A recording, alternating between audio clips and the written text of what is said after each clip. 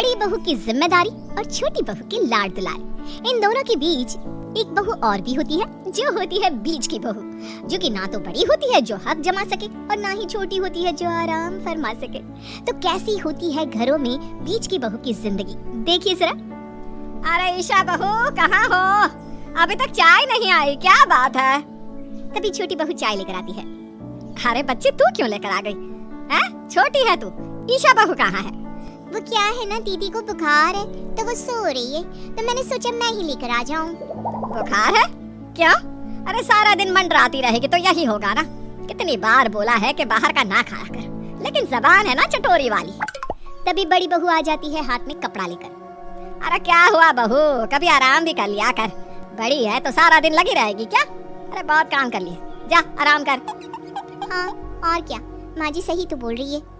एक वक्त के बाद बड़ी भाभी भी सास की तरह हो जाती है। हम लोगों की शादी के तो कितने साल पहले से ही आप ये घर संभाल रही हैं भाभी।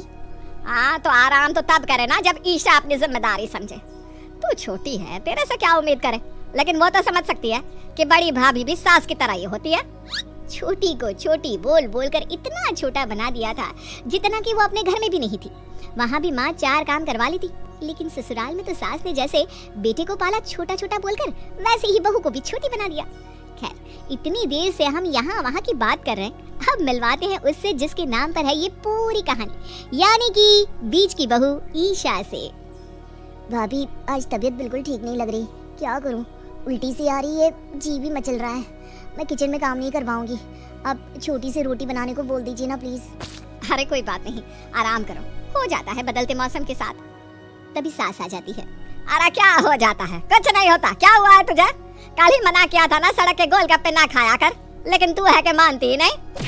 माँ जी वो तो सबने खाए थे, मैंने कौन सा अकेले ने खाया था।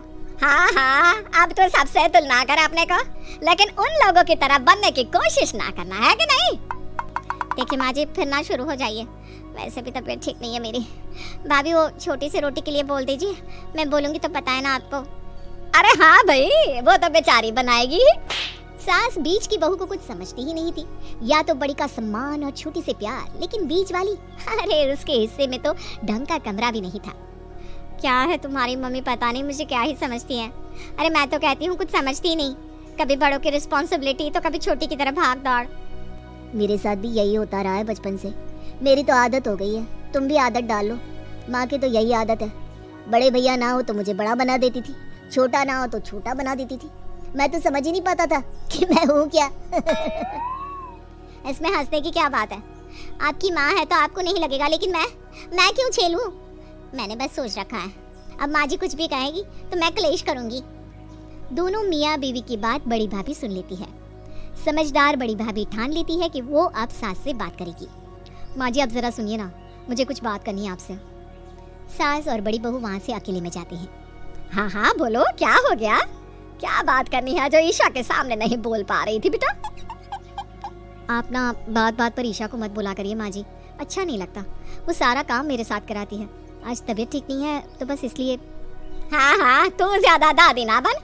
अरे बीच की बहू है, वो संभालेगी सब, तब जाकर तो कहीं तो फ्री हो पाएगी। तेरे भले के लिए ही तो बोलती हूँ मैं। और उससे ना बोलो तो क्या उस छोटी बच्ची पर सारे टेंशन डाल दूं? तो क्या उसकी गलती है माँ जी कि उसकी शादी बीच वाले भैया से हुई? और वैसे भी माँ जी, छोटे में और बीच वाले भैया में 1 साल का ही तो डिफरेंस है। 1 साल के बड़े छोटे में कैसे कोई बड़ा और छोटा हो जाएगा?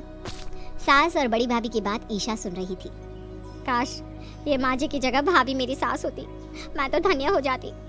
तभी छोटी बहू आ जाती है। क्या बात है भाभी, आप कान गला लगाकर क्या सुन रही हैं माँ जी और भाभी की बात? हाँ सुन रही थी, बोलो क्या बोलना है, बताओगी ना? जाओ बता दो, जाओ जाओ। बड़ी आई। अरे क्या है, आप इतना क्यों जलती है मुझसे? मैं सुंदर हूँ तो क्या मेरी गलती है? बोलिए। ईशा छोटी की बात सुनकर हंसने लगती है। तुमको छोटी छोटी बोलकर सच्ची तुम्हारा दिमाग ही खाली कर दिया है सासू माँ ने। बीच वाली बहू तो चली जाती है, लेकिन छोटी बहू पता नहीं क्यों मुझसे चलती है ये। कुछ दिनों बाद घर में पूजा है, बड़ी बहू तू और रमेश पूजा में बैठेंगे। लेकिन सासू माँ इनकी तो तबीयत ठीक नहीं है, ये नहीं बैठ पाएंगे। लेकिन पूजा में तो जोड़े से ही बैठना पड़ेगा, अब क्या करें? माँ जी मैं बैठ जाऊंगी, वैसे भी काम तो मुझसे होगा नहीं, तबीयत खराब होने के कारण आराम से पूजा में ही बैठ जाऊंगी। ऐसे कैसे पूजा में हैं? या तो बड़े बैठते हैं या छोटे, बीच वालों का कोई काम नहीं है। और हाँ, तुम घर का ही काम करना, समझी? अब ईशा को गुस्सा आ जाता है कि ये क्या बात होती है, कोई भी शुभ काम या तो बड़ा करेगा या छोटा, और बीच की बहू, उसके हिस्से में तो सिर्फ घर का काम ही आता है, क्यों? खैर, जैसे तैसे बीच की बहू ईशा अपना घर संभाल रही थी कि एक रोज, तीनों बहुएं तैयार हो जाओ, हम लोगों को शादी में जाना है।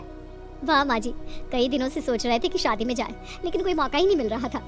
तीनों बहुएं सास के साथ शादी में जाती हैं। ये मेरी बड़ी बहू, ये छोटी। और ये भी तो बहू है ना आपकी? अरे हाँ, वो क्या है ना, छोटी और बड़ी याद रह जाती है, बीच की तो याद ही नहीं रहती। ईशा बहू को आ जाता है गुस्सा। हाँ माँ जी, फिर तो 2 ही बेटे पैदा करने थे ना आपको, 3 किए हैं तो बीच का कोई ना कोई तो होता ही। हर वक्त सिर्फ बड़ी और छोटी। माँ जी, आज के बाद मैं आप लोगों के साथ कहीं नहीं आऊंगी। बीच की बहू निकल जाती है अकेले घर की ओर, और उसके जाने के बाद, देखा माँ जी, पूरे रिश्तेदारों के बीच बेइज्जती करवा दी ना। आपको बोला था कि बार बार ईशा को इग्नोर मत किया करिए। अरे देख, छोटी भी तो है, तू भी तो है, कैसे चुप रहते हो? इसी को क्यों हर बात का बुरा लगता है? खैर, सभी घर आते हैं। तीनों बहुएं फिर से घर के कामकाज में लग जाती है। एक रोज, अरे मैं क्या बोल रही थी बहू, कल ना मेरे मायके में शादी है, तो बड़ी बहू तू क्या कहती है, क्या पहनूं मैं? माँ जी, वो लाल वाली साड़ी है ना, वो डाल लीजिए, आप पर बहुत जचती है। और साथ में ज्वेलरी। छोटी, तू तो बहुत ट्रेंडी ज्वेलरी देखती रहती है, तू ही सजेस्ट कर कुछ। माँ जी, जंग ज्वेलरी अच्छी लगेगी। आपसे तो पूछा भी नहीं भाभी, फ्री में क्यों सलाह दे रही हैं? माँ जी, आप मुझसे कोई सलाह क्यों नहीं लेती? आपको क्या लगता है मैं किसी काम की नहीं हूँ?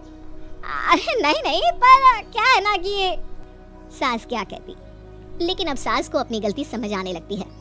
ईशा एक बार फिर नाराज होकर वहाँ से चली जाती है। बड़ी बहू, मुझे लगता है कि मैं सच में ईशा बहू के साथ ठीक नहीं करती हूँ। अब से ना मैं ध्यान रखूंगी, हर बात पर उसकी सलाह लूंगी। सही तो बात है, वो भी तो घर की बहू है, लेकिन माँ जी, मैं क्या बोलती हूँ, आप क्यों झुकेंगी? अरे भाभी को समझना चाहिए कि आपके लिए तो सब बच्चे एक समान ही हैं। क्यों? तुम छोटी हो ना, तो छोटी की तरह ही रहो। माँ जी, आप सही बोल रही हैं, हम हमेशा ईशा के साथ इंसाफ नहीं कर पाते हैं। सास ईशा को बुलाती है और उससे वादा करती है कि वो उसे अब कभी इग्नोर नहीं करेगी।